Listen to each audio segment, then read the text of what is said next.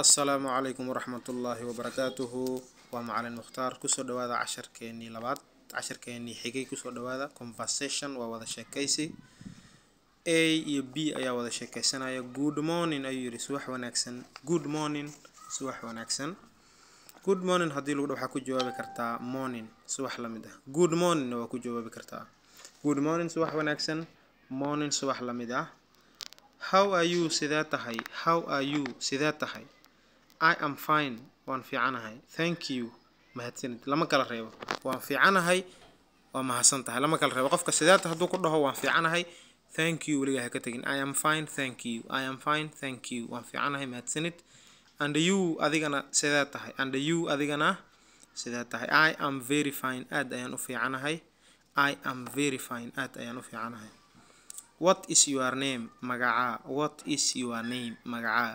what is muxuu yahay your name magacaaga my name magacayga is Ali waa Ali my name magacayga is Ali waa Ali and you adigana I am Ahmed aniga waxaan ahay Ahmed I am Ahmed aniga waxaan ahay Ahmed Ahmed ayaan ahay aniga my name is Ahmed nagu dhihi karaa my name magacayga is Ahmed Ahmed way magacayga wuu dhihi karaa I am Ahmed nagu dhihi karaa aniga waxaan ahay Ahmed goodbye goodbye waa aragti dambe macnihi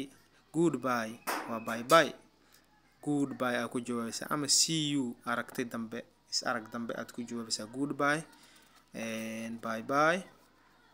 goodbye aad ku jawaabaysaa ciao goodbye waa ciao conversation wada sheekaysi good morning subax wanaagsan morning subax la mid ah how are you sidee tahay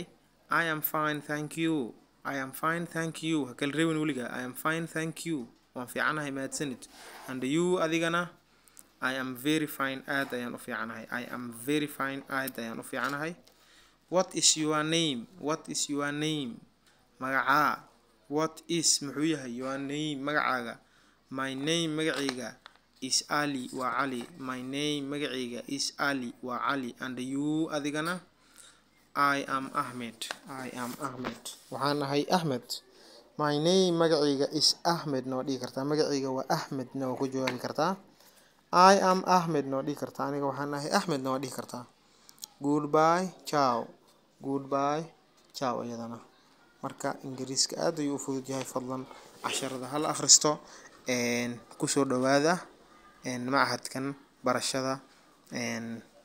diiniga iyo maadiga labadaba numberka shaashada saaran ayaad nagala soo xiriiri kartaa luqadda Sawaaxiliga iyo luqadda Ingiriiska labadaba waan bixinaa casharo muhiim ah oo luqadaada ka dhisaya hadaad rabto muddo yar oo gaaban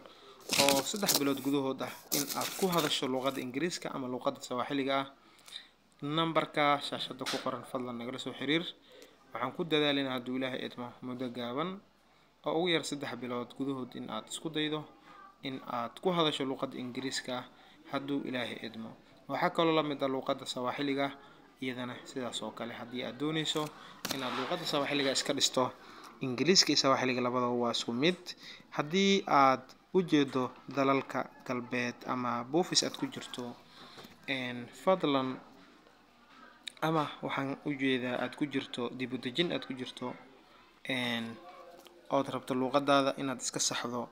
ama luqadda ku hadalkeeda aad ku dadaasho ama aad rabto inaad ku hadasho luqadda Ingiriiska ama Sawaaxiliga muddo gaaban ayaan insha Allah ku dadaali doonaa inaan kugu saacideyno inaad isku daydo inaad ku hadasho luqadda Ingiriiska iyo Sawaaxiliga haduu Ilaahay idmo marka gacmo furan ku soo dhawaada nambarada shaashada saaran ayaad